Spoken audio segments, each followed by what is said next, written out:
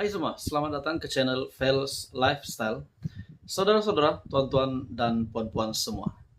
Akhirnya SPRM membuat satu pendedahan yang amat mengejutkan Malaysia hari ini berkaitan dengan siapa yang salah, siapa yang patut disiasat, adakah mempunyai kriteria, ciri-ciri ataupun status baru boleh disiasat atau tidak. Akhirnya SPRM hari ini, panel SPRM membuat satu keputusan ataupun pendedahan yang amat panas, di mana dalam satu artikel dari biharian.com, tiada individu termasuk hakim boleh dikecualikan siasatan undang-undang. Itu adalah kenyataan dari panel SPRM.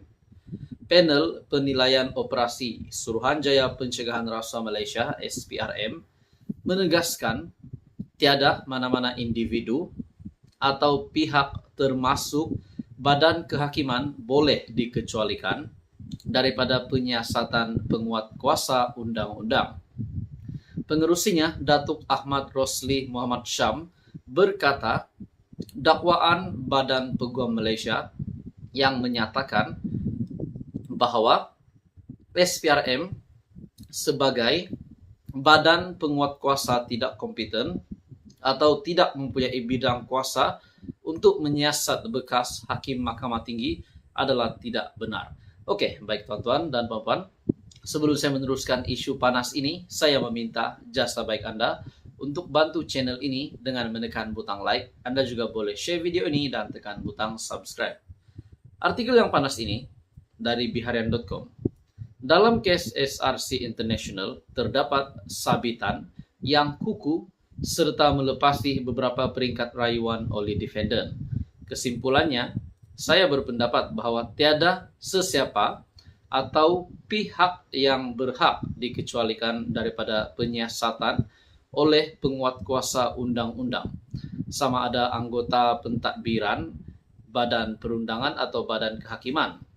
Beliau yang juga bekas timbalan Ketua Bahagian Pendakwaan Jabatan Peguam Negara juga menyangkal kenyataan Majlis Peguam Malaysia dan beberapa pihak lain yang berkata SPRM tidak mempunyai peranan untuk melaksanakan tugasan menyiasat etika hakim disebabkan terdapat jawatan kuasa etika kehakiman yang ditubuhkan di bawah Akta Jawatan Kuasa Etika Hakim 2010.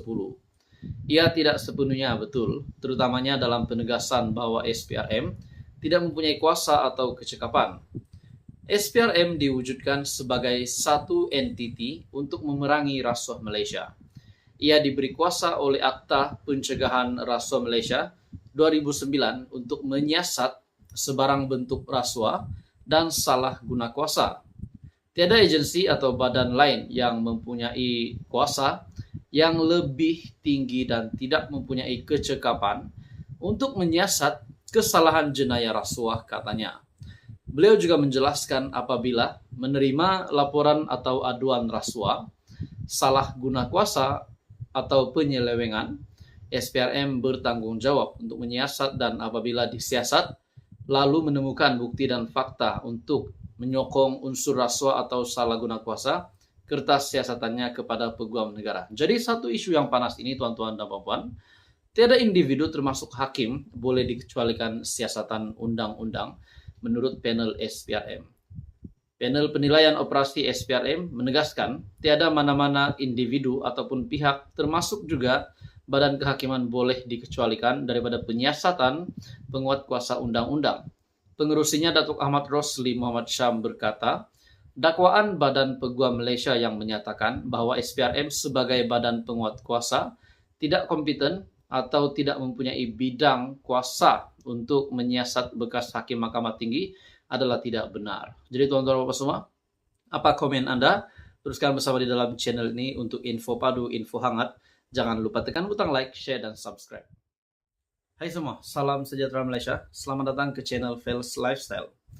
Saudara-saudara, tuan-tuan dan puan-puan, akhirnya Perdana Menteri Datuk Seri Anwar Ibrahim membuat satu pendedahan yang amat panas, Ini pasti mengejutkan semua ahli politik di Malaysia, terutamanya yang tidak sependapat dengan Perdana Menteri, terutamanya adalah dari pemimpin dari pembangkang, dari Parti Perikatan Nasional khususnya. Bagi saya ini satu pendedahan yang amat panas dari Perdana Menteri Datuk Seri Anwar Ibrahim berkaitan dengan macai dan walaun. Ini pasti panas, tuan-tuan dan puan. Dalam satu artikel dari Sinar Harian, Anwar nasihat mahasiswa jangan jadi macai walaun. Kerajaan tidak mempunyai masalah sekiranya golongan mahasiswa ingin menyuarakan pendapat dan bantahan, namun harus ada hadnya.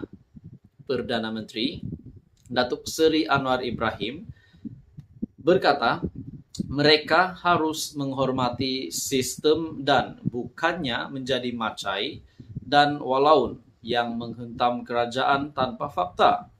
Menurutnya, kerajaan tidak mahu mengongkong mahasiswa, namun mereka harus ditegur jika dirasakan keterlaluan dalam menyuarakan pendapat. Jadi bagi saya ini satu pendedahan yang amat besar dari Perdana Menteri, dan bagi saya secara pribadi saya amat setuju dengan kenyataan Perdana Menteri. Sebelum saya meneruskan isu ini, saya meminta jasa baik Anda untuk bantu channel ini dengan menekan butang like, share, dan subscribe. Dalam artikel ini, tuan-tuan dan puan, Perdana Menteri Datuk Seri Anwar Ibrahim berkata, mereka harus menghormati sistem dan bukannya menjadi macai dan walaun yang menghentam kerajaan tanpa fakta. Bagi saya ini pasti menggemparkan musuh politik Perdana Menteri Datuk Seri Anwar Ibrahim. Siapa sajalah, mungkin kepada Muhyiddin Yassin ataupun Mahathir Mohamad, mungkin mereka juga akan terkesan dengan kenyataan daripada Perdana Menteri ini. Menurut saya, dalam artikel ini, kerajaan tidak mahu mengongkong mahasiswa. Kalau nak bantah, saya tak ada masalah. Memang ada kalanya kita bersetuju pendapat. Kadang-kadang kita rasa ada yang tak betul, tapi kita didik anak-anak mahasiswa sebagaimana anak kita. Kalau kita rasa mereka agak keterlaluan, kita tegur. Begitu juga kebebasan akademik, kita tak mahu kongkong, cuma ada peraturan dia. Janganlah kita bawa fahaman perkauman, nak berperang dengan kaum lain dan bawa fahaman Islam yang terlalu jumud. Kalau orang tak setuju dengan parti saya, dia masuk neraka. Islam apa macam itu? Ini tidak akan diizinkan. Itu yang pertama sekali. Tapi apakah perlu buat bantahan atau demonstrasi? Kalau nak cakap-cakaplah di sini, dialog katanya. Perdana Menteri ataupun Datuk Seri Anwar Ibrahim berkata demikian pada sesi dialog bersama Majlis Perwakilan Pelajar Universiti Teknologi SI Malaysia pada Jumaat. Turut hadir Menteri Pengajian Tinggi Datuk Muhammad Khalid Nordin, Pengerusi Lembaga Pengarah UiTM, Profesor Emeritus Datuk Dr. Radwan Chehros, dan Naib Kansellor UiTM, Profesor Datuk Dr. Hajar Roziah Muhammad Janor. Beliau berkata, keadaan kini sudah berubah dan mahasiswa perlu berfikir secara kreatif. Keadaan sekarang sudah berubah, jadi tak semestinya kita gunakan kaedah yang sama sebagaimana tahun 1960-an dan 1970-an.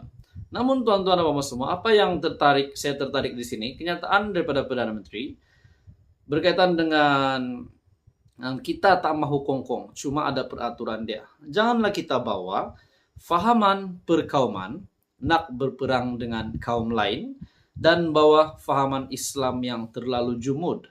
Kalau orang tak setuju dengan parti saya, dia masuk neraka. Islam apa macam itu. Jadi maksudnya terdapat mungkin ada beberapa pemimpin yang dinyatakan oleh Perdana Menteri namun tidak dinyatakan nama. Mungkin ada pemimpin yang sedemikian. Dalam artikel ini juga menurut Perdana Menteri, ini tidak akan diizinkan. Itu yang pertama sekali. Tapi apakah perlu buat bantahan atau demonstrasi? Jadi tuan-tuan dan puan semua, apa komen Anda? Teruskan bersama di dalam channel ini. Jangan lupa tekan butang like, share, dan subscribe.